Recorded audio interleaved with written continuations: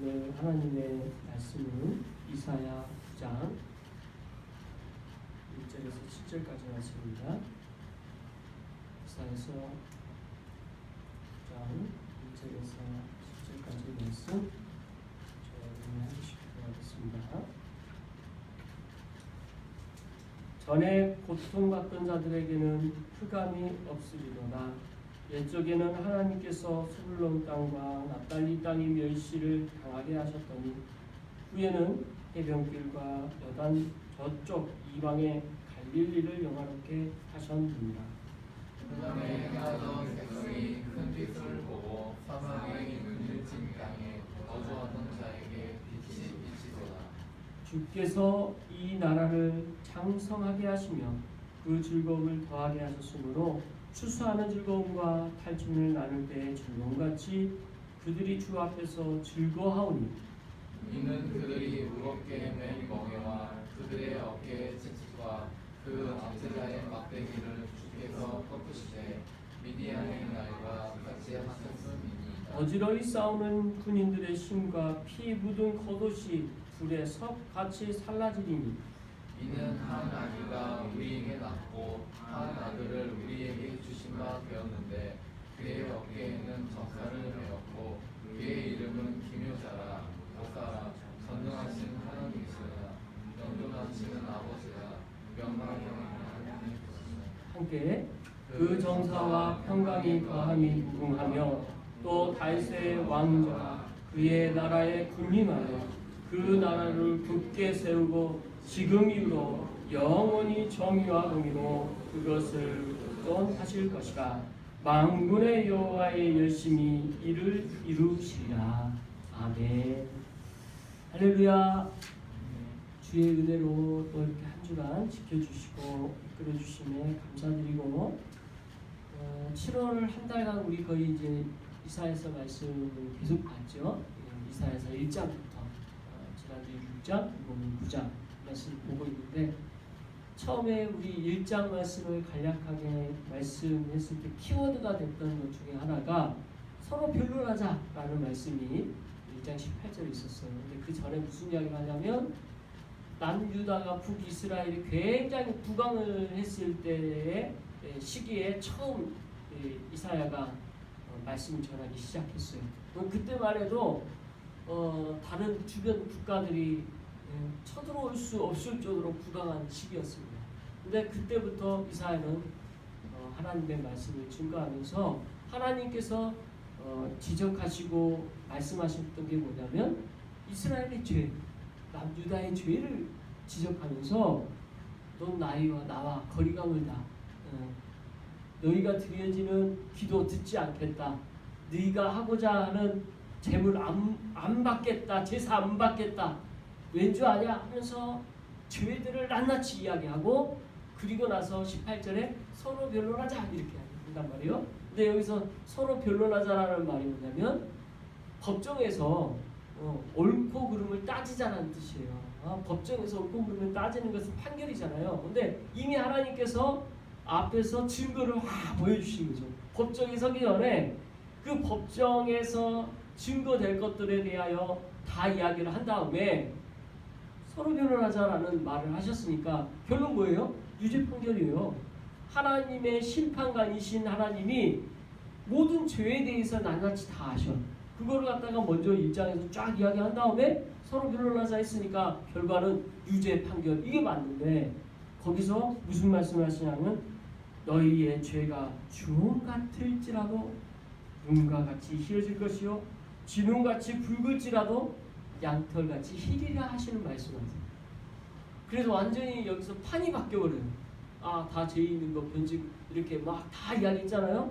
근데 그러면 유죄 판결을 이렇게 해야 되는데 죄 있는 거 알지만 이렇게 붉은 죄 같은 어마어마한 죄가 있는 거 다 알지만 그러나 눈과 같이 희어질 것이요 내가 죄로 죄를 보지 않겠다라고 말씀하시는 거죠.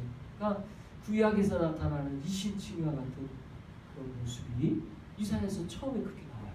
너무 충격적이죠. 우리 같았으면 그냥 유죄 판결 딱 끝나면 그게 하나님의 공의로 깔끔한데 죄 있는 거 알지만 판을 뒤집어서 죄 없다 하신 사건이 이사야서 1장에 먼저 나옵니다. 그리고 나서 이 6장에서는 하나님께서 이사야를 부르시는 소명에 대한 이야기.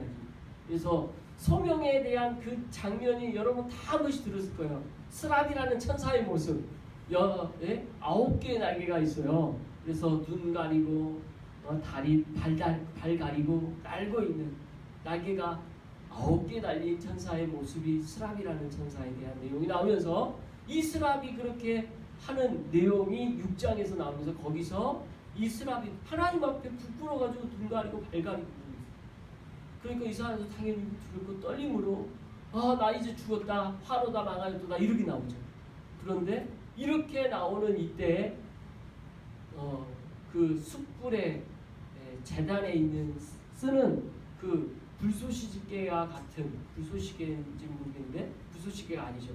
그 불집게 불을 숯을 짓는 집게 같은 것으로 이사야의 입술에 그걸 대서 실제로 그 생각하면 진짜 잔인하죠. 근데 타는 뭐 그런 게 아니라 내 죄가 사해졌다라는 행위를 보여주면서 내 죄가 사해졌다. 그래서 개인적으로 이사야가 죄사함 받는.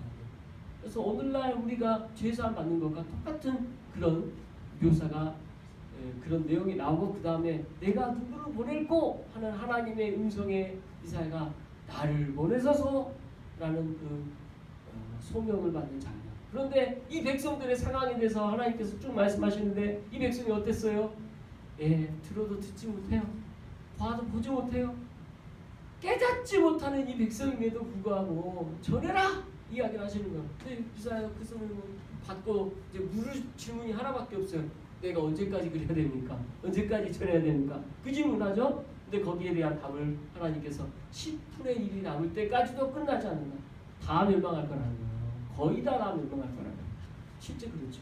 거의 다 멸망했어요. 그리고 그 10분의 1 남았을 때 상수리 나무 이렇게 밑둥만 남는데 그 밑둥을 통해 거룩한 씨가 날 것이고 거기에서부터 새롭게 시작을 남는 일 거기에서 싹이 나는 그 놀라운 일을 말씀하시죠.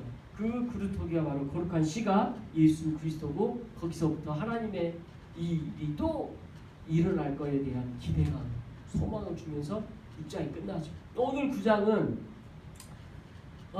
또 이사야에게서는 이 말씀에 이어지는 게 바로 예수 그리스도에 대한 내용이기 때문에 우리가 충격적이에요. 그러니까 예수님이 오시기 700년 전 이야기란 말이에요. 700년, 무려 700년 전인데 예수님에 대한 이야기가 그렇게 낱낱이 있어요. 지금 앞에서도 그런 식으로 있고 우리가 53장 가면 고난받을 거에 대해서도 있잖아요.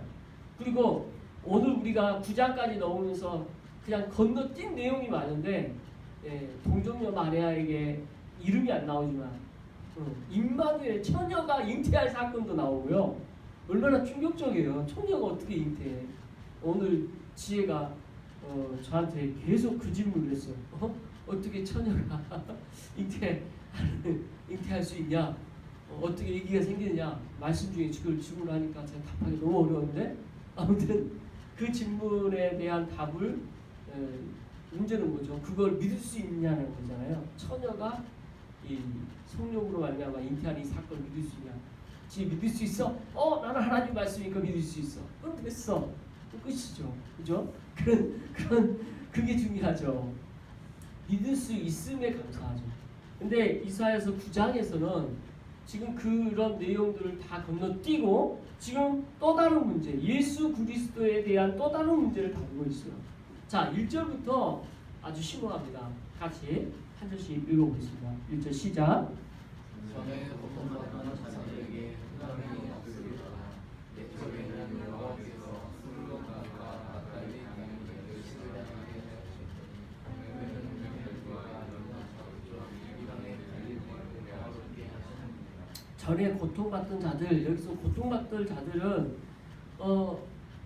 우리가 상상하고 예측하지만 두 가지로 생각할 수 있어요. 이스라엘 사람들이 지금 현 이 시대에는 아직 고통받고 있는 그 정도가 끝이 안 갔죠. 아직 완전 다 멸망한 상태가 아니니까.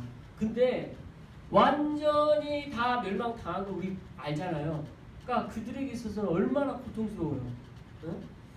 그 고통의 극치를 경험한 그때 사람들. 그래서 원어 그대로 이 말씀을 보면은 매우 답답한 상황에 숨조차도 쉴 수 없는 그런 표현이 이 말이에요. 너무너무 고통스러워서 숨 쉬기도 어려운 고통 가운데 있는 사람들. 그래서 그걸 전에 고통받던 사람들이라고 표현하고 있습니다. 숨쉬기도 힘들 정도로 고통스러운데 얼마나 힘들까요? 자, 그리고 나서 그들에게 흑암이 없으리라. 이 말은 뭔 말이에요? 흑암이 없다는 게 뭐예요? 결국 고통받는 게 이제 없어지는 거예요. 또 반복해서 같은 말을 하는데 이제는 지명을 들어서 그 다음에 옛적에는 하면서 여호와께서 스불론 땅과 납달리 땅을 멸시당하게 하였더니 실은 스불론 땅, 납달리 땅 우리가 알아요? 잘 몰라요. 근데 중요한 건 힌트로 그 다음에 똑같은 맥락으로 후에는 하고 나와요. 어디가 나와요? 해변길, 요단 저쪽, 이방이 갈릴리가 나와요. 그러니까 같은 지역이에요. 이름만 다를 뿐 옛날에는 스불론 땅, 납달리 땅으로 불렸던 곳이 나중에는 어떻게 불리냐면 해변길, 요단 저쪽, 이방의 갈릴리라 땅이라고 불려요. 여러분 갈릴리라는 단어가 나오니까 무슨 냄새 나지 않아요? 예수님이 살았던 장소잖아요. 그 땅. 본래는 그 땅은 천시받고 이스라엘 사람들도 무시했던 땅이에요. 그래서 오죽하면 예수님 시대에 갈릴리에 무슨 선한 게 있겠냐 이런 이야기를 우리나라 속담은 개천에 용날 수 있어? 개천에 용났다. 이 말은 뭐예요? 절대 일어날 수 없는 일이 일어난 거예요. 그게 갈릴리 지역의 대명사였단 말이에요. 딱 그 느낌이잖아요. 이방 갈릴리에 영화롭게 했어요. 뭘로요? 예수 그리스도께서 그곳을 영화롭게 하신다라는 거에 대하여 이제 우리는 느끼는 거죠. 이제 1절에서 말하고자 하는 맥락의 느낌이 오는 거죠. 자, 2절 같이 읽어보겠습니다. 시작. 흑암에 가던 백성이 큰 빛을 보고 사망의 그늘진 땅에 거주하는 자에게 빛이 비치도다. 자, 여기서 1절에 해당되어지는 그 지역과 어떤 그 사람들의 상황들 가운데 큰 빛을 봤어요. 사망의 그늘 땅에 살았던 이들에게 빛이 비쳤어요. 뭐 때문에요? 예수 그리스도 때문에 그렇다는 거예요. 더 이상 설명할 필요도 없어요. 예수님 한 분으로 빛이 비춰지고 그곳에 큰 빛을 보게 된다는 거예요. 근데 이사야 당시 그 시대에 이 말이 이해가 됐을까? 그 흑암이 있는 줄 알았을까? 아마 몰랐을 것 같아요. 몰라도 상관없죠. 근데 중요한 건 뭐예요? 이 말씀대로 믿었다라는 거죠. 이사야는 이 말씀대로 큰 빛이 비춰질 거에 대해서 믿었다라는 거예요. 그게 신앙이에요. 우리에게도 이미 성경을 통해 알게 된 내용들이 있어요. 예수 그리스도 오신 거에 대해서 알고 있어요. 그걸 통해서 구원받은 거 알고 있어요. 그거 믿었죠. 믿으면 돼요. 근데 아직 일어나지 않을 일에 대해도 우리가 똑같이 믿어요. 어떤 걸 믿어요? 다시 오실 걸 믿어요. 다시 오셔요. 재림에 예수님 오셔요. 종말의 때가 와요. 그때는 눈물 흘릴 게 없어요. 참 저는 말씀 가운데 눈물 흘린다라는 이것이 뭔가를 많이 생각하게 돼요. 눈물 흘릴 일이 뭡니까 우리가? 고통스러운 게 너무 많아요. 이 땅 살면서 고통과 연관되어지는 게 많아요. 근데 하나님의 나라는 그게 사라져요. 그것만으로도 얼마나 우리 자유합니까? 감격스럽지 않아요? 자, 그게 지금 표현되어지고 있어요. 빛이 비춰졌어요. 자, 이어서 3절 읽겠습니다. 시작. 주께서 이 나라를 창성하게 하시며 그 즐거움을 더하게 하셨으므로 수수하는 즐거움과 편식물을 나눌 때의 즐거움같이 그들이 주 앞에서 즐거워하오니. 자, 여기서 이제 받게 될 영광에 대한 설명을 이어서 하고 있는데 주께서 이 나라를 창성하게 할 것이다. 새롭게 하시며 크게 하시며 이으시며 이런 뜻이죠. 하나님의 나라를 세워가셔요. 근데 그 즐거움을 더하게 하셨으므로 추수하는 즐거움과 탈취물을 나누는 즐거움같이 그들이 주 앞에서 즐거워하다. 근데요, 구약적 표현에서 뭐가 가장 큰 즐거움을 느끼겠어요? 저는 가만히 생각해봤어요. 구약에서 옛날에 즐거움을 누릴 수 있는 걸 뭘로 표현할 수 있을까? 노래 불러서 막 즐거워할까? 우리 그때 뭐 BTS는 없었을 테니까 풍악으로 이렇게 했을까? 근데 두 가지를 언급하는데 추수의 기쁨. 농부가 뭔가를 추수할 때 그 기쁨 얼마나 크겠어요? 그죠? 추수하는 즐거움 나아지. 두 번째 뭐예요? 탈취물이 나눌 때 즐거움. 이게 뭐겠어요? 여러분 전쟁을 옛날에 치르잖아요. 얼마나 전쟁 무섭습니까? 그 두렵과 큰 무서움에서 승리했어요. 그 승리의 결과로 얻은 게 있어요. 그러니까 승리 자체도 기쁘죠. 근데 승리 자체의 기쁨 플러스 그 자체가 뭔지 모르지만 얻었다라는 그 자체에서 오늘 기쁨이 얼마나 컸겠어요. 그죠? 근데 이것과 비교가 안 되는 기쁨이 있다는 거예요. 그러니까 구약에서 가장 느낄 수 있는 최고의 기쁨을 두 가지를 이야기하면서 그거보다 더 기쁘다. 이게 뭐예요? 예수 그리스도 통하여 우리가 누릴 기쁨을 표현하는 거예요. 그러니까 하나님께서 우리에게 이 땅에서 즐거워할 수 있는 최고의 기쁨을 두 개를 딱 보여주고 그 다음에 비교해서 하나님의 나라의 기쁨이 얼마나 큰 줄 알아? 그것과 비교가 안 돼. 이렇게 말씀하시는 거예요. 그러니까 상상이 안 되는 기쁨을 표현하고 싶으신 거죠.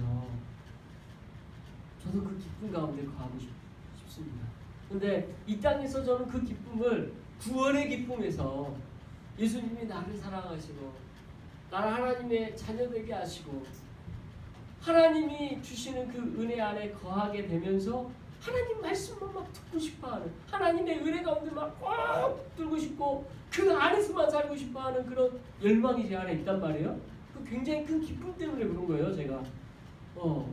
그런데 천국은 그게 영원한 거고 그 기쁨 가운데 계속 있는 거고 그래서 다른 기쁨은 기쁘지 않아. 지혜가 천국 갔을 때 제일 하고 싶은 게 게임이거든요. 네. 거기 가서 휴대폰으로 또는 게임기로 그것보다 더 즐거움을 하지 않으면 별로 재미없을 것 같은데 그 지혜한테 제가 설득할 수 있는 말이 별로 없는데 이건 하는 것도 아니야. 이것보다 훨씬 더 즐겁고 재밌는 게 천국에 있어. 더 기뻐. 근데 아직 그게 상상이 안 되는 거죠. 이 땅에서 우리가 누려본 기쁨이 그게 나니까 즐거움이 나니까. 근데 어때요? 하다 보면 질려요. 하다 보면 언젠간 그 기쁨이 끊겨요. 잠시 잠깐이에요. 그러나 우리 하나님께서 주시는 즐거움과 기쁨은 영원하며 그 기쁨 안에 그 희열은 말로 할 수 없는 크고 놀라운 기쁨이 있는 줄 압니다. 오늘 이 예배 왜 와요? 이 예배 오는 것은 이 기쁨 가운데 함께 거하는 거예요. 하나님께서 교회를 통해서 나누고자 하는 것은 이 기쁨 가운데 있게 하는 거예요. 우리가 교제하고 떡을 떼고 나누고 하는 것은 왜 그래요? 성도 간의 교제가 왜 필요해요? 다 이 기쁨 안에 있는 거예요. 그게 이 땅 가운데서 완전하지 않지만 하나님께서 주신 하나님의 나라에서 누릴 그것을 미리 조금 맛보는 거예요. 저는 그걸 교회에서 좀 맛봤어요. 그러니까 더 맛보고 싶어요. 어쩔 때는 빨리 그 맛을 더 보고 싶은 그 욕망이 커요. 어쩌면 제가 목회자가 되고 하나님의 말씀을 보고 그런 위치에 있기 때문에 좀 더 맛봤을 수도 있어요.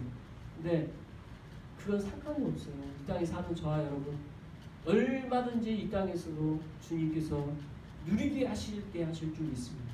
그러나 완전히 누리는 건 언제예요? 하나님의 나라에 영원한 하나님 나라 안에서 누리게 되는 거예요. 그걸 간절히 바라고 희망하시기 바랍니다. 열망하시기 바랍니다. 그게 3절의 핵심이에요. 즐거워하다라는 게 이런 거예요. 딴 게 아니에요. 그래서 주 앞에서의 이 즐거움이 얼마나 클까를 기대하면서 말씀을 보시기 바랍니다. 이어서 4절 같이 읽겠습니다. 시작. 이는 그들이 무겁게 맨 멍에와 그들의 어깨에 채찍과 그 앉은 자의 막대기를 주께서 꺾으시되 미디안의 날과 같이 하셨음이니. 자, 여기서 미디안이라는 단어를 이해하지 못하면 이 4절 말씀을 이해 못해요. 미디안이 뭡니까? 미디안은 기드온이 300용사를 데리고 있었던 그 사건 있죠. 그걸 상징해요. 그러니까 쉽게 말하면 기드온이 300용사를 데리고 전쟁을 치르죠. 어디에서 전쟁을 치러요? 네. 우리가 기드온에게서 나타나는 미디안 대군과의 싸움. 근데 이 대군과의 싸움에서 하나님께서 다 이기게 해버리잖아요. 싸우지도 않아요. 네. 그냥 하나님께 이기게 하셨어. 그러니까 실은 전쟁을 하게 하려고 사람을 막 모아서 1000명 모았는데 이렇게 탈락시키고 1000명도 부족해요. 그때 모였던 대군이 몇백만 대군이었을 것인데 게임이 안 되잖아. 1000명 모여가지고는. 근데 300명만 모아가지고 그걸 이기게 하셨어. 그러니까 그런 맥락에서 사절을 볼 때 미디안의 난리라는 게 뭐냐면 하나님께서 일방적으로 전쟁을 이기게 하시는 그 놀라운 일. 그 놀라운 일이 하나님께서 하시고 계시고 하실 것이라는 믿음과 확신을 사절에서 이어서 말하고 있는 것입니다. 그래서 그들이 우리가 본래 갖고 있는 전쟁에 대한 무게가 얼마나 컸겠어요. 전쟁에서 지면 얼마나 고통스럽겠습니까. 근데 그 모든 것을 벗어나 미디안의 날같이 하나님께서 이기게 하시겠다라는 말씀을 하시면서 이것으로 무엇을 비교하고 있어요? 예수 그리스도께서 우리에게 주실 기쁨과 구원의 날의 간격을 표현하고 있고요. 그러니까 이건 지금 구약에서 이해할 수 있는 어떤 단어와 용어로 예수님에 대한 설명을 막 하려고 하는 거예요. 네. 자, 이어서 5절 같이 보겠습니다. 시작. 어스로의 형 군인들의 신과 피 묻은 거룩이 불의 헛같이 살라지리니. 자, 이게 참 재밌는 표현인데요. 우리가 구약적 개념에서의 거룩한 전쟁의 개념은 뭡니까? 이렇게 실제 전쟁을 했어요. 근데 5절에서 딱 보니까 군인들의 신 피 묻은 겉옷이 뭐냐면 전장터에서 피비린내나게 싸워서 막 거기서 오는 무슨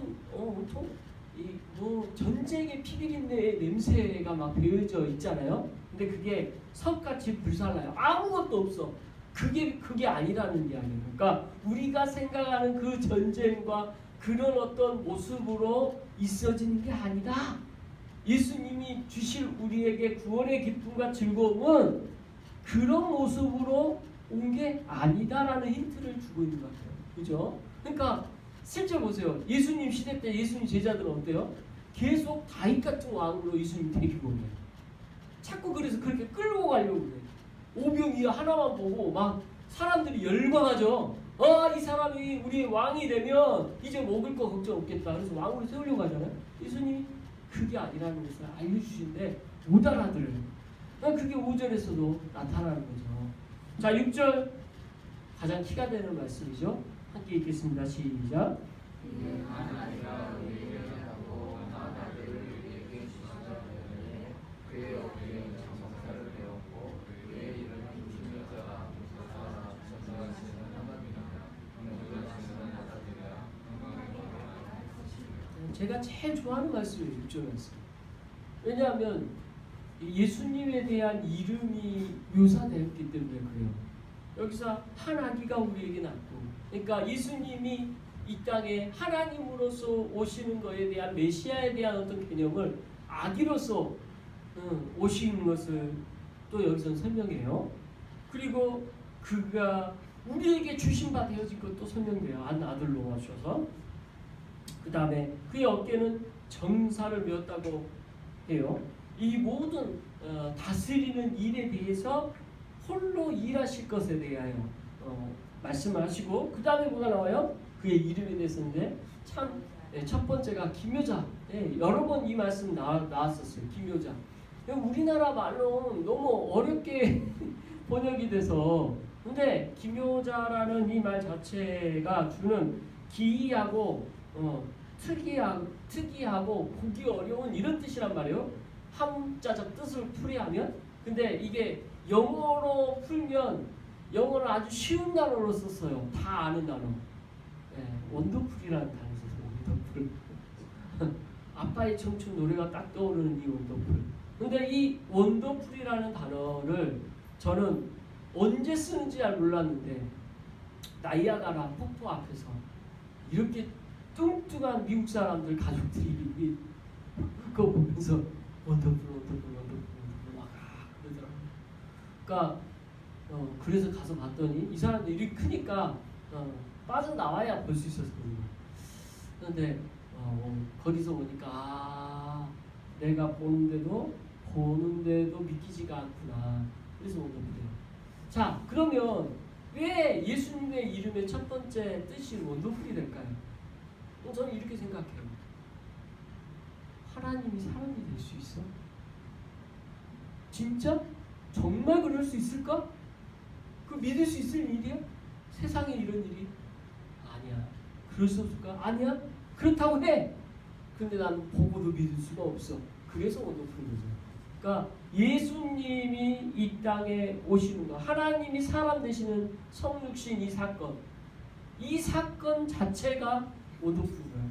보아도 믿을 수 없는 일이 일어나는 대명사이기 때문에 이름 자체가 기묘자라 우리는 부릅니다. 우리가 어떻게 그걸 상상이나 했겠어요? 어떻게 하나님이 사람이 돼요? 있을 수 없는 일이죠. 근데 그래서 그걸 이렇게 이름으로 표현합니다. 두 번째 이름이 뭐라고 나와요? 모사라고 나와요. 모사. 돕는 자라고 나와요. 헬퍼라고 나와요. 카운슬러라고 나와요. 영어로 저 표현은 쉽게 나오는데 모사라고 하니까 좀 우리는 좀 덜 떨어지는데 성령님을 통해서 이 모사에 대한 설명이 더 자세히 나오는데 예수님 우리를 도우시는 분으로 오세요. 우리랑 함께 하시는 분으로 오세요. 그래서 우리가 하는 모든 기도를 들으시고 응답하시는 분. 그래서 그 역할에 말씀을 이 모사라는 단어로 이름을 표현합니다.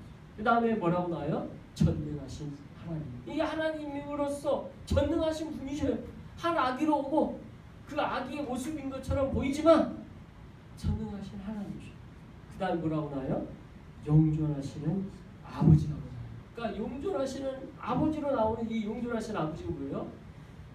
예수 그리스도는 하나님의 아들이시면서 하나님 아버지라고 우리가 기도할 때 하나님 아버지의 그 아버지의 삶 위로서 예수님이 위격으로서 아들로 있지만 아버지라 불러도 문제없어요. 그래서 삶 위를 부를 때에는 하늘에 계신 하나님 아버지라고 예수님도 그렇게 부르잖아요. 가르치신 우리 기도에. 근데 그 아버지의 개념에 성부만 지칭하지 않아요. 다 포함돼요. 성부, 성자, 성령. 우리가 하나님 아버지라고 기도할 때 성부만 생각할 필요 없어요. 우리가 기도하는 모든 기도에 삼위가 포함되어지는 기도를 하면 됩니다. 그냥 아버지라고 부를 때 성부 하나님, 성자 예수 그리스도, 성령님이 다 포함되어 있는 개념으로 우리는 하나님을 부르게 돼요. 왜요? 삼위 하나님은 한 분이시기 때문에 그렇습니다. 여기서 그 놀라운 은혜가 이 말씀 안에 들어있죠. 그 다음에 뭐가 나와요? 평강의 왕. 하나님의 그 예수 그리스도가 하시는 이 땅의 일은 평강의 왕으로서 이 땅에 오신다는 겁니다. 이 샬롬이라는 이 단어를 통해서 우리가 하나님 사이에 막힌 벽을 허시고 화평케 하시는 일을 하시는 분으로 평강의 왕이 되신다라고 말씀하고 있는 거죠. 이렇게 우리가 이름을 했습니다. 기억하세요. 기억하세요. 이 5가지 이름 우리가 신앙에 하나님이 누구신가에 대한 정리가 예수 그리스도에 대한 이름을 통해서 하나님에 대한 그 내용을 정리할 수 있는 아주 중요한 말씀입니다. 그래서 첫 번째 뭐가 나왔어요? 기묘. 그 다음에 모사. 그 다음에 전능하신 하나님. 그 다음에 영존하신 아버지. 그 다음에 평강의 왕. 이 5가지 기억하십시오. 근데 이 정도도 우리가 모르면 정말 하나님에 대한 말씀에 대한 이해가 없는 거죠. 안 배우는 거죠. 말씀을 선포하면서 우리가 이걸 기억하는 건 너무너무 필요합니다. 자, 그리고 7절 말씀 같이 읽겠습니다. 시작. 그 전사와 평강의 왕이 무궁하며 또 영원히 그 나라에 그림하여 그 나라를 굳게 세우고 지금 이후로 영원히 정의와 공의로 그것을 보존할 것이라. 그분이 여호와의 열심히 일을 이루시리라. 여기서 제일 우리 눈에 띄는 단어가 실은 저는 7절에 하나님의 열심, 만군의 하나님의 열심이에요. 이게 왜 감동인지 아세요? 예수 그리스도께서 구원하시고 이 모든 게 우리의 열심인가요? 구원에 대하여 하나님의 열심을 말씀하십니다.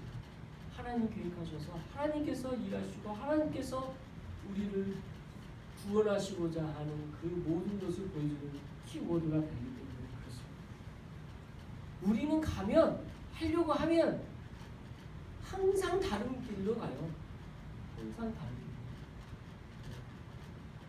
우리가 노력해서 뭔가 하고자 하잖아요. 그러면 그건 우리가 원하는 대로 하지 하나님의 원하는 대로 한 적이 없어요. 인류 역사상 다 자기 마음대로 하지 하나님 뜻대로 하지 않아요. 그래서 우리는 그걸 기대하지 않습니다. 구원의 일은 하나님의 열심으로 하나님께서 이루어 가시는 놀라운 은혜 가운데 있는 것입니다. 그리고 하나님께서 하시고자 하는 것은 우리가 생각했던 구약에 생각했던 다윗과 같은 왕이 아니라 하나님의 나라에 세워지는 방법이 다름을 보여주는 말씀. 그래서 다윗의 왕조와 그 나라가 군림하여 그 나라를 굳게 세우고 이때 당시에 이것이 마치 보여준 것은 예수 그리스도를 통하여 되어지는 게 아니라 실제 이스라엘 나라가 그렇게 복권될 거라고 믿었겠죠.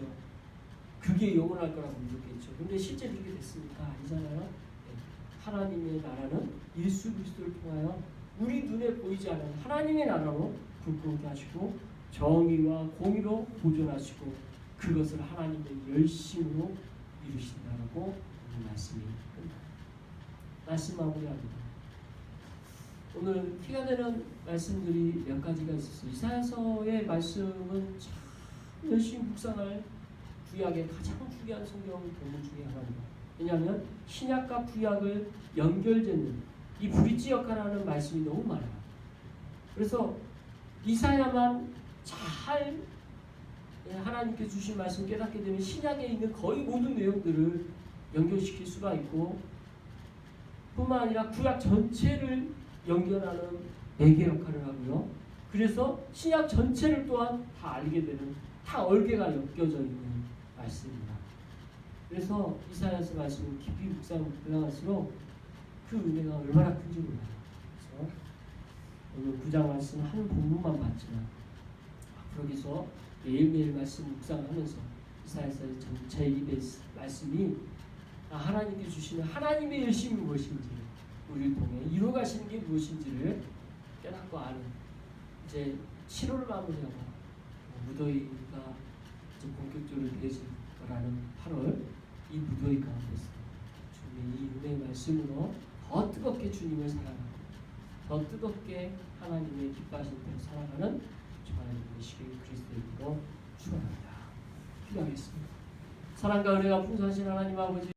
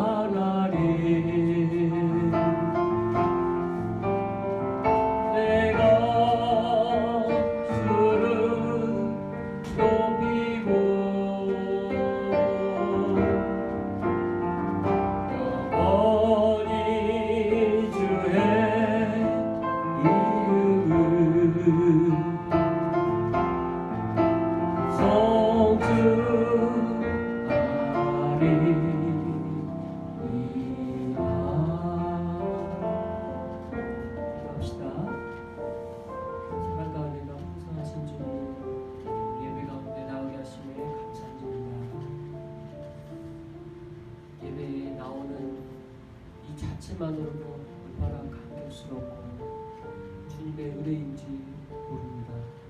특별히 전 세계에 바이러스가 있음으로 말미암아 여러 가지 어려움을 겪고 있습니다.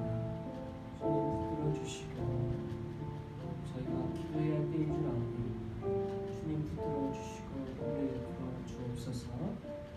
특별히 우리 삶 가운데서도 주님의 앞에 나가오니 매 순간 신령과 진정으로 우리의 삶을 드리게 하여 주시고, 특별히 오늘 함께 모여 드려지는 예배를 통해 모든 영광 홀로 받아 주옵소서. 함께 기도하겠습니다. 하나님 아버지, 오늘 예배로 우리 한 주의 삶을 주님께 돌아보며 기도합니다. 주님께 들어주시고 주님의 은혜 가운데 나오게 하시며 감사합니다. 주님, 한 주의 삶을 주님께 맡기며 이끌림 받게 하여 주시고 아버지 지난 한 날 들어주시며 감사합니다.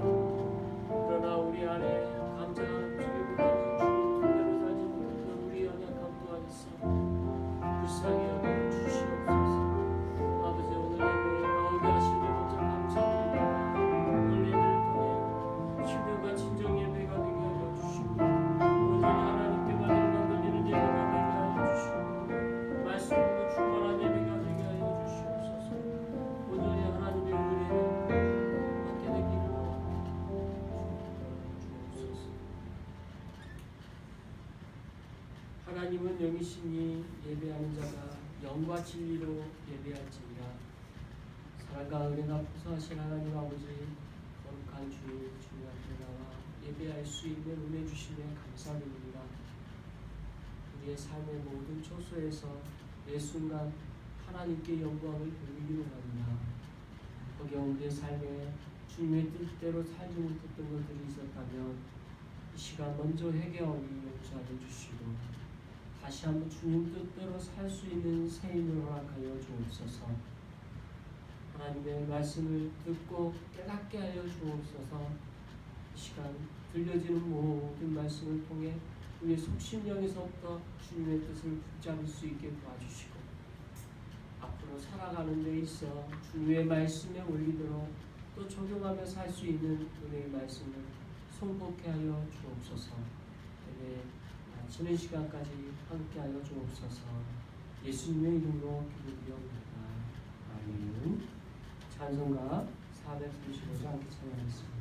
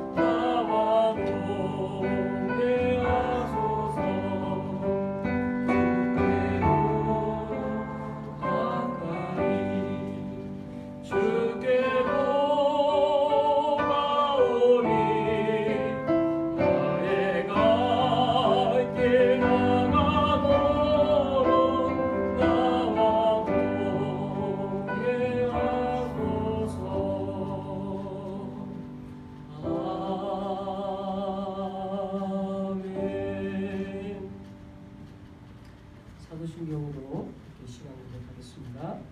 전능하사 천지를 만드신 하나님 아버지를 내가 불쌍하며 너희 아들 주 예수 그리스도를 믿사오니 성령님 나가사 동정녀에게 하시고 본디오 빌라도에게 고난을 받사 십자가에 못 박혀 죽으시고 장사한 지 사흘 만에 죽은 자 가운데서 다시 살아나시며 하늘에 오르사 전능하신 하나님 우편에 앉아 계시다가 전리로서 산 자와 죽은 자를 심판하러 오시며 성령을 믿사오며 거룩한 공회와 소교와 성을 교통하는 것과 죄를 사하여 주시는 것과 몸이 다시 사는 것과 영원히 사는 것을 믿사옵나이다.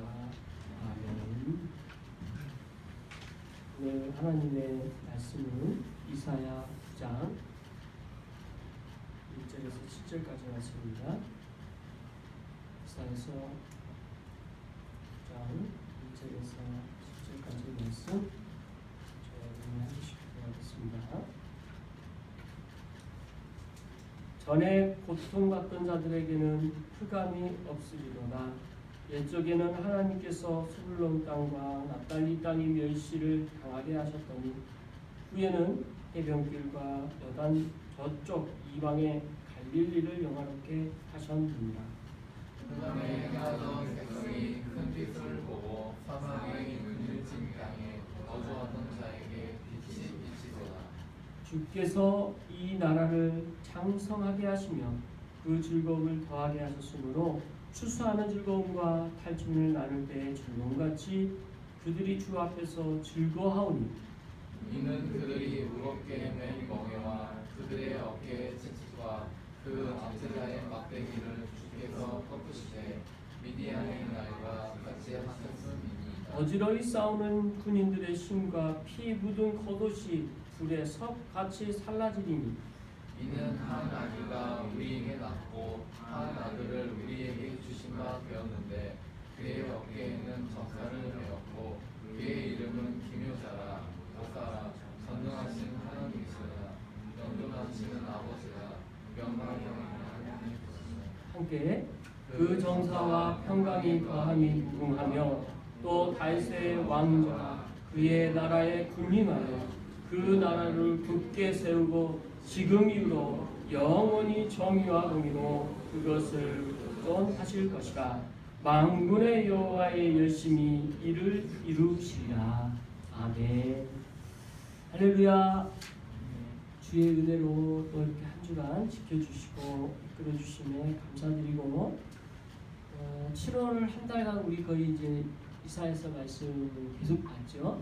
이사야서 1장부터 지난주 6장, 이번은 9장 말씀 보고 있는데 처음에 우리 1장 말씀을 간략하게 말씀했을 때 키워드가 됐던 것 중에 하나가 서로 변론하자라는 말씀이 1장 18절에 있었어요. 근데 그 전에 무슨 이야기를 하냐면 남유다가 북이스라엘이 굉장히 부강을 했을 때의 시기에 처음 이사야가 말씀을 전하기 시작했어요. 그때만 해도 다른 주변 국가들이 쳐들어올 수 없을 정도로 부강한 시기였습니다.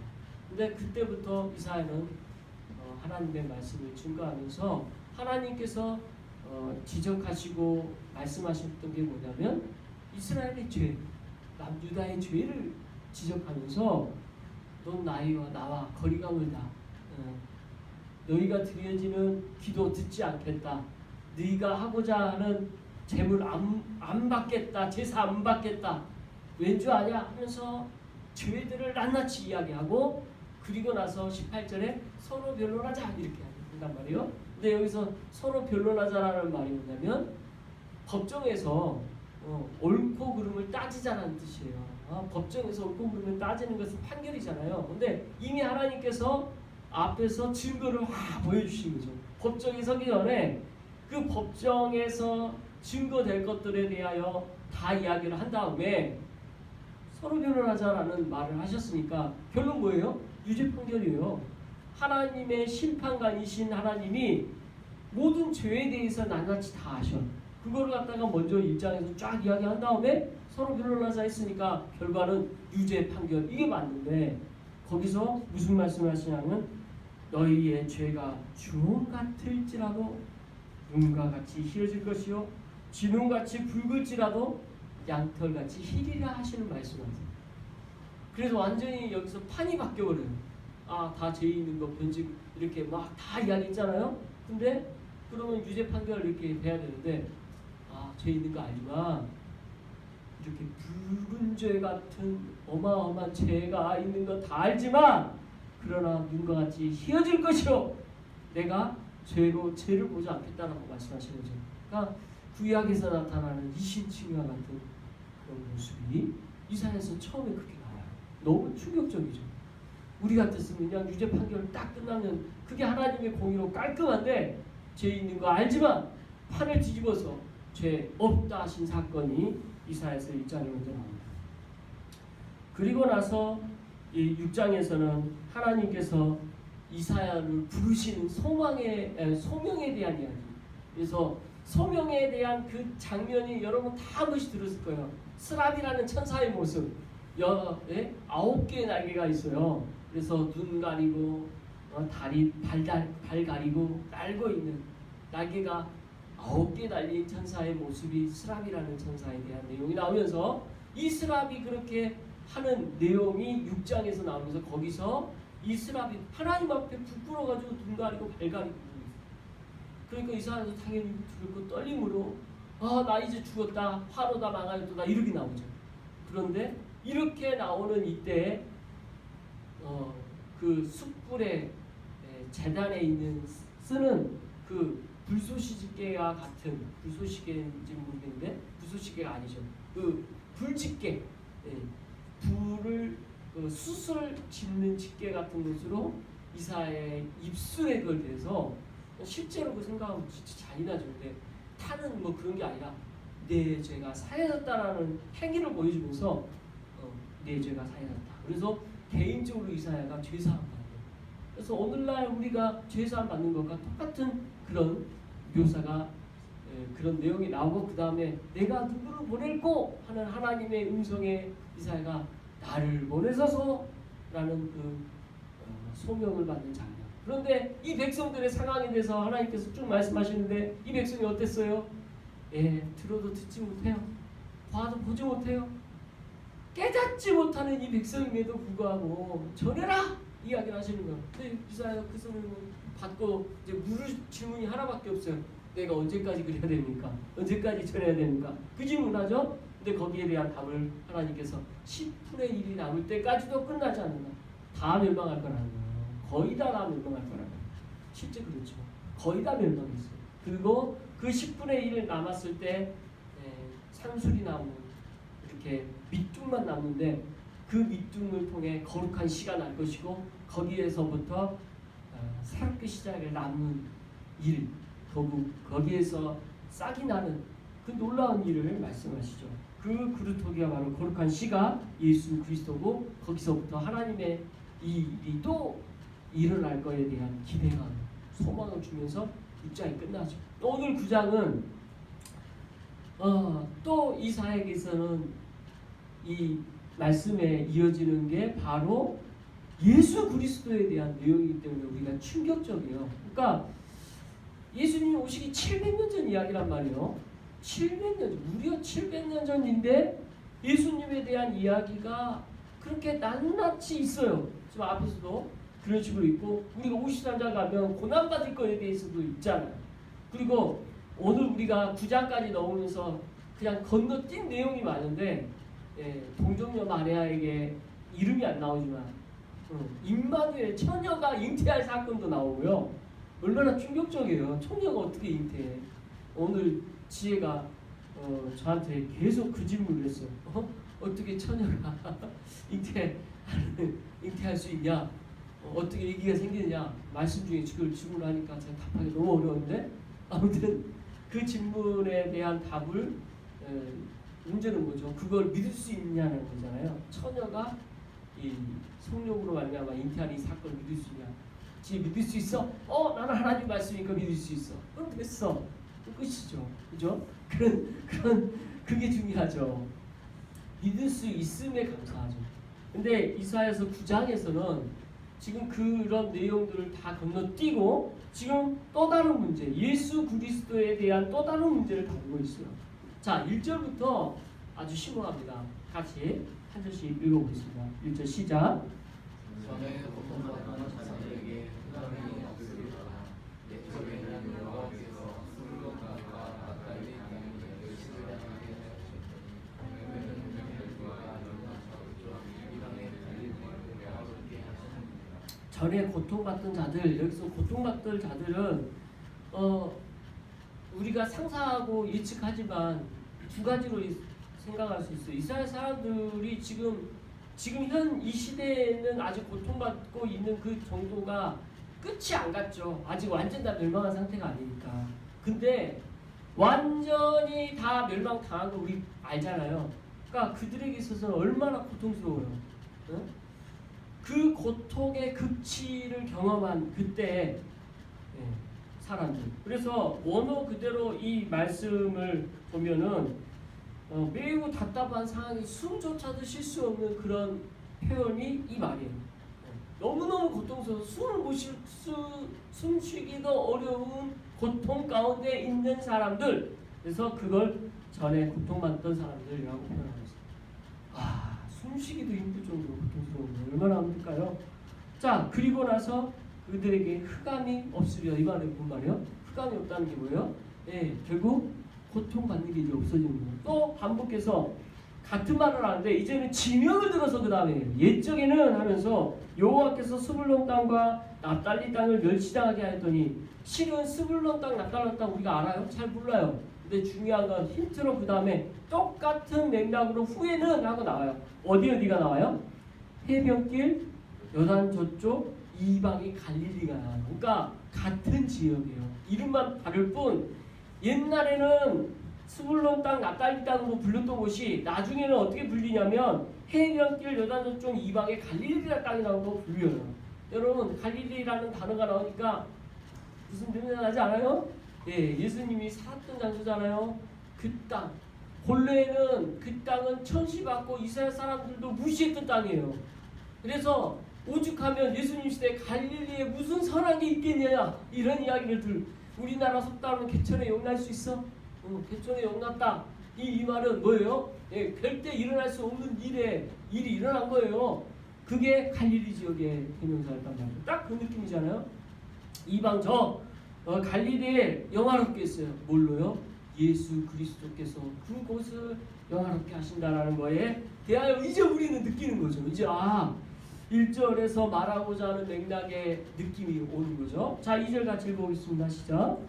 흑암에 하던 백성이 큰 빛을 보고 사망의 그늘진 땅에 거주하는 자에게 빛이 비치도다. 자, 여기서 1절에 해당되어지는 그 지역과 어떤 그 사람들의 상황들 가운데 큰 빛을 봤어요. 사망의 그늘 땅에 살았던 이들에게 빛이 비쳤어요. 뭐 때문에요? 예수 그리스도 때문에 그렇다는 거예요. 더 이상 설명할 필요도 없어요. 예수님 한 분으로 빛이 비춰지고 그곳에 큰 빛을 보게 된다는 거예요.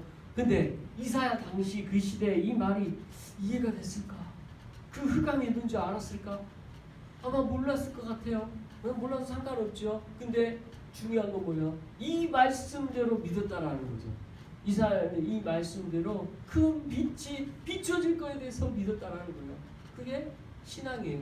우리에게도 이미 성경을 통해 알게 된 내용들이 있어요. 예수 그리스도 오신 거에 대해서 알고 있어요.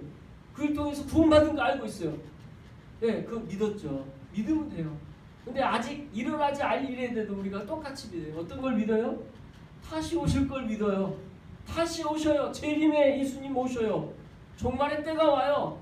그때는 눈물 흘릴 게 없어요. 참 저는 말씀 가운데 눈물 흘린다라는 이것이 뭔가를 많이 생각하게 돼요. 눈물 흘릴 일이 뭡니까 우리가? 고통스러운 게 너무 많아요. 이 땅 살면서 고통과 연관되어지는 게 많아요. 근데 하나님의 나라는 그게 사라져요. 그것만으로도 얼마나 우리 자유합니까? 감격스럽지 않아요? 자, 그게 지금 표현되어지고 있어요. 빛이 비춰졌어요. 자, 이어서 3절 읽겠습니다. 시작. 주께서 이 나라를 창성하게 하시며 그 즐거움을 더하게 하셨으므로 추수하는 즐거움과 편식물을 나눌 때의 즐거움같이 그들이 주 앞에서 즐거워하옵나니 자, 여기서 이제 받게 될 영광에 대한 설명을 이어서 하고 있는데, 주께서 이 나라를 창성하게 할 것이다. 새롭게 하시며 크게 하시며 이으시며 이런 뜻이죠. 하나님의 나라를 세워가셔요. 근데 그 즐거움을 더하게 하셨으므로 추수하는 즐거움과 탈취물을 나누는 즐거움같이 그들이 주 앞에서 즐거워하다. 근데요, 구약적 표현에서 뭐가 가장 큰 즐거움을 느끼겠어요? 저는 가만히 생각해 봤어요. 구약에서 옛날에 즐거움을 누릴 수 있는 걸 뭘로 표현할 수 있을까? 노래 불러서 막 즐거워할까? 우리 그때 BTS는 없었을 테니까 풍악으로 이렇게 했을까? 근데 두 가지를 언급하는데, 추수의 기쁨. 농부가 뭔가를 추수할 때 그 기쁨 얼마나 크겠어요? 그죠? 추수하는 즐거움 나아지. 두 번째 뭐예요? 탈취물을 나눌 때 즐거움. 이게 뭐겠어요? 여러분, 전쟁을 옛날에 치르잖아요. 얼마나 전쟁 무섭습니까? 그 두려움과 큰 무서움에서 승리했어요. 그 승리의 결과로 얻은 게 있어요. 그러니까 승리 자체도 기쁘죠. 근데 승리 자체의 기쁨 플러스 그 자체가 뭔지 모르지만 얻었다라는 그 자체에서 오늘 기쁨이 얼마나 컸겠어요. 그죠? 근데 이것과 비교가 안 되는 기쁨이 있다는 거예요. 그러니까 구약에서 가장 느낄 수 있는 최고의 기쁨을 두 가지를 이야기하면서 그거보다 더 기쁘다. 이게 뭐예요? 예수 그리스도 통하여 우리가 누릴 기쁨을 표현하거든요.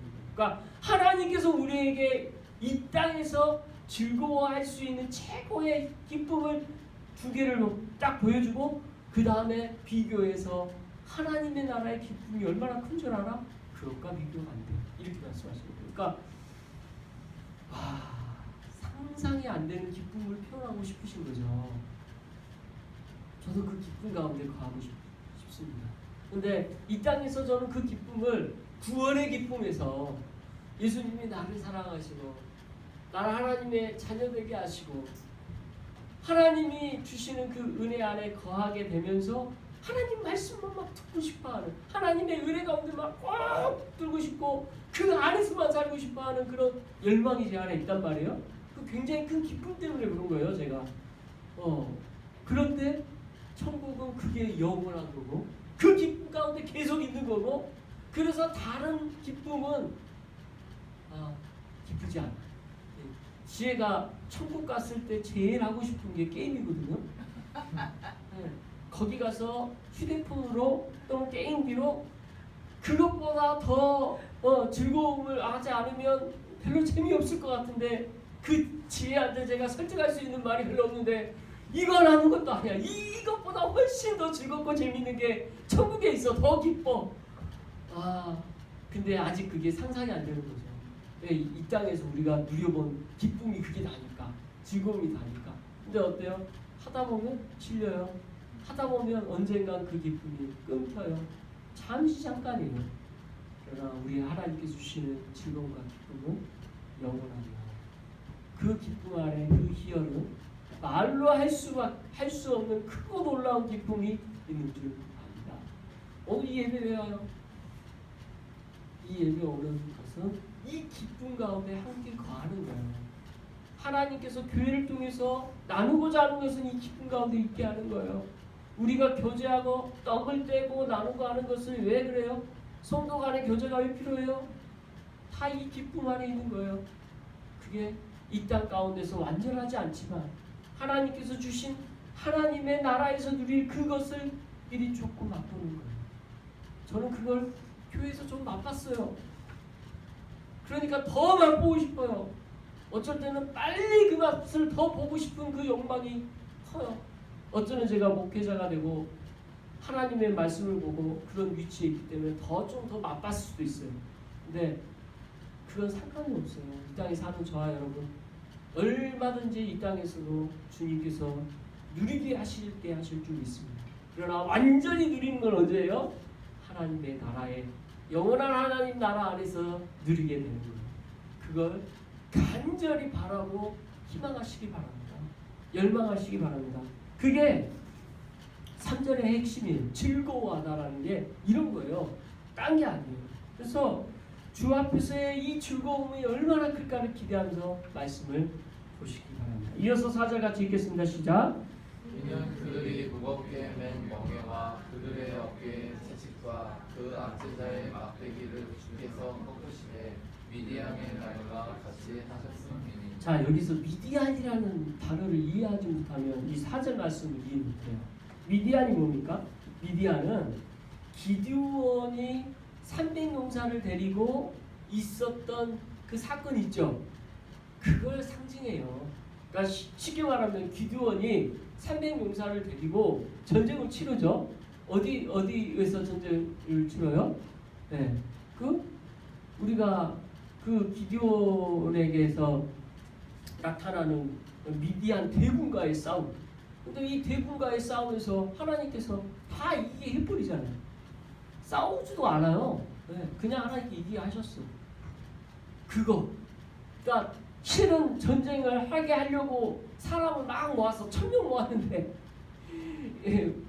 이렇게 탈락시키고 이렇게 탈락시키고 1000명도 부족해요. 뭐 그때 모였던 대군이 몇백만 대군이었을 것인데 게임이 안 되잖아요. 1000명 모여가지고. 응? 근데 300명만 모아가지고 그걸 이기게 하셨어. 그러니까 그런 맥락에서 사절을 볼 때 미디안의 난리라는 게 뭐냐면 하나님께서 일방적으로 전쟁을 이기게 하시는 그 놀라운 일. 그 놀라운 일이 하나님께서 하시고 계시고 하실 것이라는 믿음과 확신을 사절에서 이어서 말하고 있는 것입니다. 그래서 그들이 우리가 본래 갖고 있는 전쟁에 대한 무게가 얼마나 컸겠어요. 전쟁에서 지면 얼마나 고통스럽겠습니까? 근데 그 모든 것을 벗어나 미디안의 날같이 하나님께서 이기게 하시겠다라는 말씀을 하시면서 이것으로 무엇을 비교하고 있어요? 예수 그리스도께서 우리에게 주실 기쁨과 구원의 날의 간격을 표현하고 있는 거예요. 그러니까 이건 지금 구약에서 이해할 수 있는 어떤 단어와 용어로 예수님에 대한 설명을 막 하려고 하는 거예요. 네. 자, 이어서 5절 같이 보겠습니다. 시작. 어스러이 싸우는 군인들의 신과 피 묻은 겉옷이 불에 헛같이 살라지리니. 자, 이게 참 재밌는 표현인데요. 우리가 구약적 개념에서의 거룩한 전쟁의 개념은 뭡니까? 이렇게 실제 전쟁을 했어요. 근데 5절에서 딱 보니까 군인들의 신 피 묻은 겉옷이 뭐냐면 전장터에서 피비린내나게 싸워서 막 거기서 오는 무슨 뭐 전쟁의 피비린내의 냄새가 막 배어져 있잖아요. 근데 그게 석같이 불살라요. 아무것도 없어. 그게 아니라는 게 아니에요. 그러니까 우리가 생각하는 그 전쟁과 그런 어떤 모습으로 있어지는 게 아니다. 예수님이 주실 우리에게 구원의 기쁨과 즐거움은 그런 모습으로 온 게 아니다라는 힌트를 주고 있는 것 같아요. 그죠? 그러니까 실제 보세요. 예수님 시대 때 예수님 제자들은 어때요? 계속 다윗 같은 왕으로 예수님 데리고 오네요. 자꾸 그래서 그렇게 끌고 가려고 그래. 오병이 하나만 보고 막 사람들이 열광하죠. 이 사람이 우리의 왕이 되면 이제 먹을 거 걱정 없겠다. 그래서 왕으로 세우려고 하잖아요. 예수님이 그게 아니라는 것을 알려주시는데 못 알아들어요. 그게 5절에서도 나타나는 거죠. 자, 6절 가장 키가 되는 말씀이죠. 함께 읽겠습니다. 시작.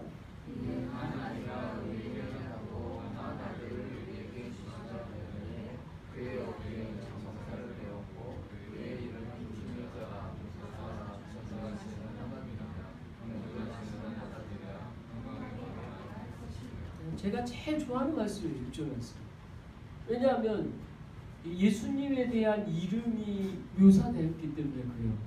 여기서 한 아기가 우리에게 낳고, 그러니까 예수님이 이 땅에 하나님으로서 오시는 것에 대한 메시아에 대한 어떤 개념을 아기로서 오신 것을 또 여기서 설명해요. 그리고 그가 우리에게 주신 바 되어진 것도 설명돼요. 한 아들로 오셔서. 그 다음에 그의 어깨는 정사를 메었다고 해요. 이 모든 다스리는 일에 대해서 홀로 일하실 것에 대하여 말씀을 하시고, 그 다음에 뭐가 나와요? 그의 이름에 대해서인데 참 첫 번째가 기묘자. 여러 번 이 말씀 나왔었어요. 기묘자. 우리나라 말로는 너무 어렵게 번역이 돼서, 근데 기묘자라는 이 말 자체가 주는 기이하고 특이하고 보기 어려운 이런 뜻이란 말이에요. 한자적 뜻을 풀이하면. 근데 이게 영어로 풀면 영어를 아주 쉬운 단어로 썼어요. 다 아는 단어. 원더풀이라는 단어 썼어요. 원더풀. 아빠의 청춘 노래가 딱 떠오르는 이 원더풀. 근데 이 원더풀이라는 단어를 저는 언제 쓰는지 잘 몰랐는데 나이아가라 폭포 앞에서 이렇게 뚱뚱한 미국 사람들 가족들이 그거 보면서 원더풀 막 그러더라고요. 그러니까 그래서 가서 봤더니 이 사람들이 이렇게 크니까 빠져나와야 볼 수 있었거든요. 그런데 거기서 보니까 내가 보는데도 믿기지가 않구나. 그래서 원더풀이에요. 자, 그러면 왜 예수님의 이름의 첫 번째 뜻이 원더풀이 될까요? 저는 이렇게 생각해요. 하나님이 사람이 될 수 있어? 진짜? 정말 그럴 수 있을까? 그 믿을 수 있을 일이야? 세상에 이런 일이? 아니야. 그럴 수 없을까? 아니야. 그렇다고 해. 근데 난 보고도 믿을 수가 없어. 그래서 원더풀인 거죠. 그러니까 예수님이 이 땅에 오시는 거, 하나님이 사람 되시는 성육신 이 사건 자체가 원더풀이에요. 보아도 믿을 수 없는 일이 일어나는 대명사이기 때문에 이름 자체가 기묘자라 우리는 부릅니다. 우리가 어떻게 그걸 상상이나 했겠어요? 어떻게 하나님이 사람이 돼요? 있을 수 없는 일이죠. 근데 그래서 그걸 이렇게 이름으로 표현합니다. 두 번째 이름이 뭐라고 나와요? 모사라고 나와요. 모사. 돕는 자라고 나와요. 헬퍼라고 나와요. 카운슬러라고 나와요. 영어로 저 표현은 쉽게 나오는데 모사라고 하니까 좀 우리는 좀 덩 떨어지는데 성령님을 통해서 이 모사에 대한 설명이 더 자세히 나오는데 예수님 우리를 도우시는 분으로 오세요. 우리랑 함께 하시는 분으로 오세요. 그래서 우리가 하는 모든 기도를 들으시고 응답하시는 분. 그래서 그 역할에 말씀을 이 모사라는 단어로 이름을 표현합니다. 그 다음에 뭐라고 나와요? 전능하신 하나님. 이 하나님으로서 전능하신 분이셔요. 한 아기로 오고 그 아기의 모습인 것처럼 보이지만 전능하신 하나님이셔요. 그 다음에 뭐라고 나와요? 영존하시는 아버지라고 나와요. 그러니까 용존하시는 아버지로 나오는 이 용존하시는 아버지가 뭐예요?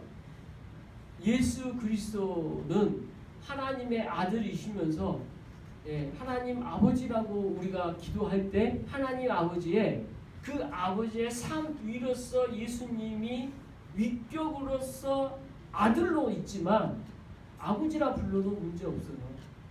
그래서 삶 위를 부를 때에는 하늘에 계신 하나님 아버지라고 예수님도 그렇게 부르잖아요. 가르치신 우리 기도에. 근데 그 아버지의 개념에 성부만 지칭하지 않아요. 다 포함돼요. 성부, 성자, 성령. 우리가 하나님 아버지라고 기도할 때 성부만 생각할 필요 없어요. 우리가 기도하는 모든 기도에 삼위가 포함되어지는 기도를 하면 됩니다. 그냥 아버지라고 부를 때 성부 하나님, 성자 예수 그리스도, 성령님이 다 포함되어 있는 개념으로 우리는 하나님을 부르게 돼요. 왜요? 삼위 하나님은 한 분이시기 때문에 그렇습니다. 여기서 그 놀라운 은혜가 이 말씀 안에 들어있죠. 그 다음에 뭐가 나와요? 평강의 왕. 하나님의 그 예수 그리스도가 하시는 이 땅의 일은 평강의 왕으로서 이 땅에 오신다는 겁니다. 이 샬롬이라는 이 단어를 통해서 우리가 하나님 사이에 막힌 벽을 허시고 화평케 하시는 일을 하시는 분으로 평강의 왕이 되신다라고 말씀하고 있는 거죠. 이렇게 우리가 이름을 했습니다. 기억하세요. 기억하세요. 이 5가지 이름 우리가 신앙에 하나님이 누구신가에 대한 정리가 예수 그리스도에 대한 이름을 통해서 하나님에 대한 그 내용을 정리할 수 있는 아주 중요한 말씀입니다. 그래서 첫 번째 뭐가 나왔어요? 기묘. 그 다음에 모사. 그 다음에 전능하신 하나님. 그 다음에 영존하신 아버지. 그 다음에 평강의 왕. 이 5가지 기억하십시오. 근데 이 정도도 우리가 모르면 정말 하나님에 대한 말씀에 대한 이해가 없는 거죠. 안 배우는 거죠. 말씀을 선포하면서 우리가 이걸 기억하는 건 너무너무 필요합니다. 자, 그리고 7절 말씀 같이 읽겠습니다. 시작. 그 전사와 평강의 마음이 무궁하며 또 영원히 그 나라에 그림하여 그 나라를 굳게 세우고 지금 이후로 영원히 정의와 공의로 그것을 보존할 것이라. 만국의 여호와의 열심히 이를 이루시리라. 여기서 제일 우리 눈에 띄는 단어가 실은 저는 10절에 하나님의 열심, 만군의 하나님의 열심이에요. 이게 왜 감동인지 아세요? 예수 그리스도께서 구원하시고 이 모든 게 우리의 열심인가요? 구원에 대하여 하나님의 열심을 말씀하십니다. 하나님 계획하셔서 하나님께서 일하시고 하나님께서 우리를 구원하시고자 하는 그 모든 것을 보여주는 키워드가 되기 때문에 그렇습니다. 우리는 하려고 하면 항상 다른 길로 가요. 항상 다른 길. 우리가 노력해서 뭔가 하고자 하잖아요. 그러면 그건 우리가 원하는 대로 하지 하나님의 원하는 대로 한 적이 없어요. 인류 역사상 다 자기 마음대로 하지 하나님 뜻대로 하지 않아요. 그래서 우리는 그걸 기대하지 않습니다. 구원의 일은 하나님의 열심으로 하나님께서 이루어 가시는 놀라운 은혜 가운데 있는 것입니다. 그리고 하나님께서 하시고자 하는 것은 우리가 생각했던 구약에 생각했던 다윗과 같은 왕이 아니라 하나님의 나라에 세워지는 방법이 다름을 보여주는 말씀. 그래서 다윗의 왕조와 그 나라가 굴림하여 그 나라를 굳게 세우고 이때 당시에 이것이 마치 보여준 것은 예수 그리스도를 통하여 되어지는 게 아니라 실제 이스라엘 나라가 그렇게 복군될 거라고 믿었겠죠. 그게 영원할 거라고 믿었겠죠. 근데 실제 그렇게 됐습니까? 아니잖아요. 네. 하나님의 나라는 예수 그리스도를 통하여 우리 눈에 보이지 않는 하나님의 나라로 굳건케 하시고 정의와 공의로 보존하시고 그것을 하나님의 열심으로 이루신다라고 말씀이 끝납니다. 말씀 마무리합니다. 오늘 티가 되는 말씀들이 몇 가지가 있었어요. 이사야서의 말씀은 참 열심히 묵상할 구약의 가장 중요한 성경 본문 중에 하나입니다. 왜냐하면 신약과 구약을 연결짓는 이 브릿지 역할을 하는 말씀이 너무 많아요. 그래서 이사야만 잘 하나님께 주신 말씀 깨닫게 되면 신약에 있는 거의 모든 내용들을 연결시킬 수가 있고 뿐만 아니라 구약 전체를 연결하는 매개 역할을 하고요. 그래서 신약 전체를 또한 다 알게 되는 다 얼개가 엮여져 있는 말씀입니다. 그래서 이사야서 말씀을 깊이 묵상할수록 그 은혜가 얼마나 큰지 몰라요. 그래서 오늘 9장 말씀 한 본문만 봤지만 앞으로서 매일매일 말씀 묵상하면서 이사야서의 전체 입의 말씀이 하나님께 주시는 하나님의 열심이 무엇인지 우리를 통해 이루어가시는 게 무엇인지를 깨닫고 아는 이제 7월을 마무리하고 무더위가 이제 본격적으로 되어질 거라는 8월 이 무더위 가운데서 주님의 이 은혜의 말씀으로 더 뜨겁게 주님을 사랑하고 더 뜨겁게 하나님의 기뻐하시는 대로 살아가는 저와 여러분 되시길 그리스도의 이름으로 축원합니다. 기도하겠습니다. 사랑과 은혜가 풍성하신 하나님 아버지